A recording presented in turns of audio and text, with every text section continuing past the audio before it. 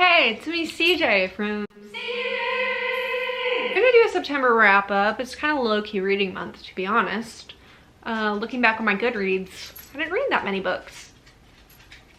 I read a few, but I read one about climate change and it depressed me so much for the rest of the month that I couldn't really read. So it was a memoir from a climate activist, but we'll get into that. Cool, so I'm gonna start from the top. I read Kudos by Rachel Cusk. This was just an okay Cusk for me. Not my favorite of her Outline trilogy. My favorite would be the one prior to this, which was called... They're not in this room. What were they called? Outline? Transit? Was Transit the first one? It's the second one. Not the one in Greece, but the one where she's at home tending to her kids. That was the one I liked the most interior one of the bunch. Kudos, I believe she was at a literary festival, so it was like more industry gossip vibes. Some gorgeous writing as per usual, but it did not stay with me, so I read it and now it's gone from my brain forever. Hey! It's like, why are you talking to yourself? I don't know either, Spud. From there, I read Sarahland by Sam Cohen. I loved this weird queer collection of short stories.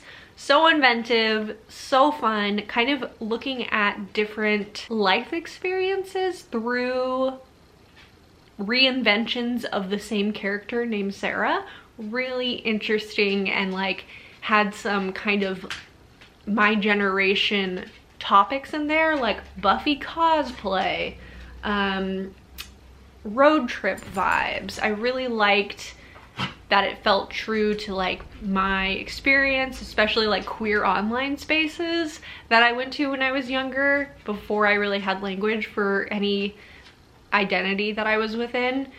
I loved it, and I really love the story about two queer people turning into trees voluntarily. Kind of like fantastical at times, very out there, but it was so good. It worked. You have to read it. Probably my highlight of the month, if we're being honest. He's back with a toy. He is bagging. Is anyone else, anytime you sit on the ground, your dog thinks it's like an invitation to play? Because you're on their level. This is his snake. He looks good, right? Here. After Sarahland, I started Warmth by Daniel Sherrill. This was the book that started my depression, but was a gorgeous, poignant, important read from a climate activist inside of the climate movement. And the entire book is structured as a letter to their future potential child, which does sound gimmicky, right? But the more they write, the more they poke holes through that conceit and through that concept, which I really liked. As someone who like is, I don't know, I'm getting older, I'm childless, I don't want to have any. There's like whole communities formed around adults who don't want to have children, like childless by choice. I don't feel that strongly about it to like have it be part of my identity, but I do think it's weird when like the future is something only attainable or worth living for, or worth like working for to pass on to someone you're biologically related to. Fucking weird. I don't know. Creationism vibes in there a little bit for me, not my fave. So I was like, it's a letter to his unborn child. I'm kind of like suspect of that, but he poked holes in it, and it was more like a metaphorical idea of a child, a idea of hope, an idea of possibility and imagination, which I thought was gorgeous. I mean, just really harsh realities of kind of the bureaucracy that's involved with any kind of social movement and the games you have to play to make political levers move the way they do, and also just really earnest writings about the despair and grief and what it means to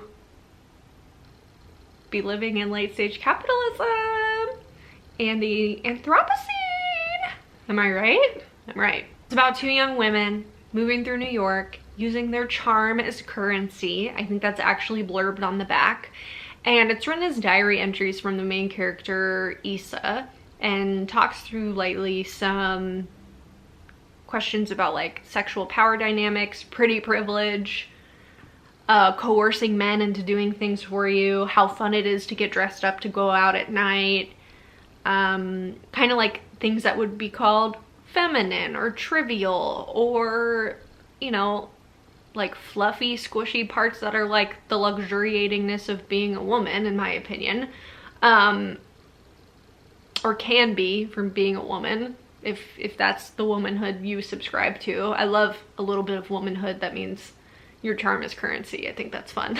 Kind of just like a deceptive early 20s novel about making friends and lovers and figuring your shit out, but like in a cheeky, fun way, not a DWM way. The voice is more hopeful, it's more uplifting, it's more conspiratorial is how I would say it. It felt fun. It felt like gossip and like a French 75.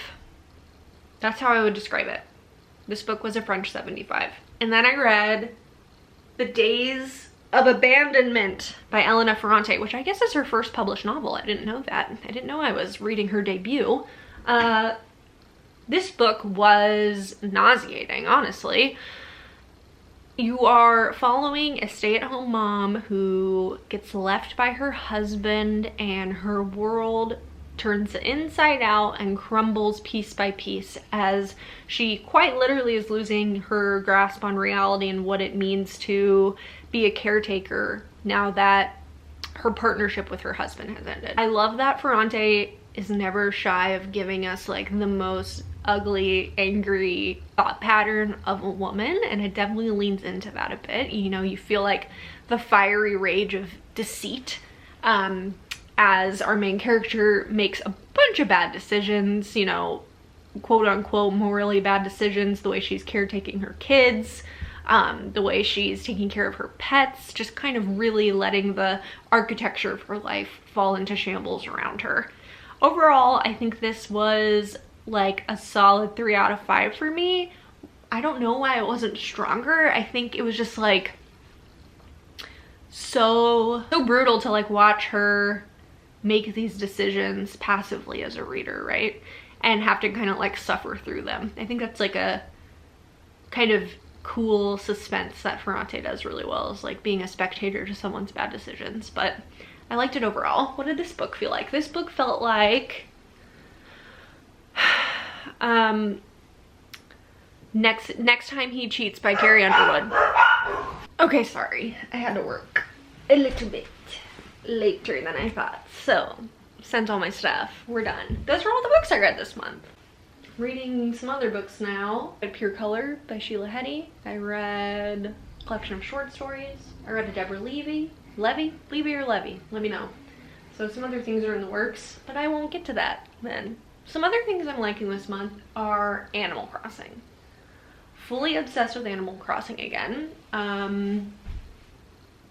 That Nintendo Direct that went through the update really gave me something to live for. Cooking, can't wait.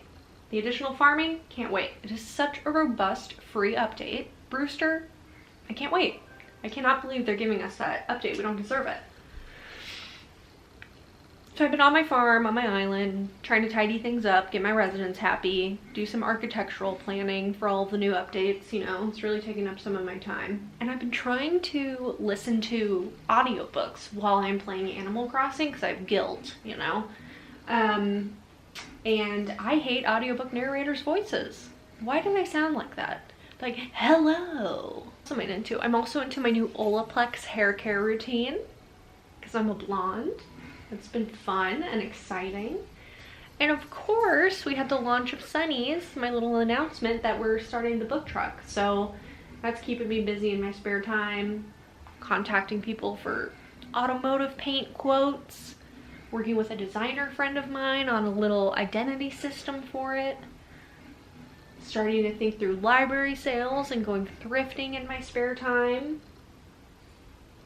Some fun stuff. September was cute, October's been cute. Sorry for posting this so late in the month, but it is what it is. It's definitely more casual than other wrap-ups I've done, but it's my vibe nowadays. I'm not feeling the super formal wrap-up. Not that I've ever been really formal, but you know what I mean. Cool. Let me know what you read this month. Let me know if there's anything particular that stood out to you that would be good. And hope you have a cool October, and let me know what you're being for Halloween. It's really important, actually. Please comment below and let me know what you're being for Halloween. I need to know that about you. Okay, love you, bye.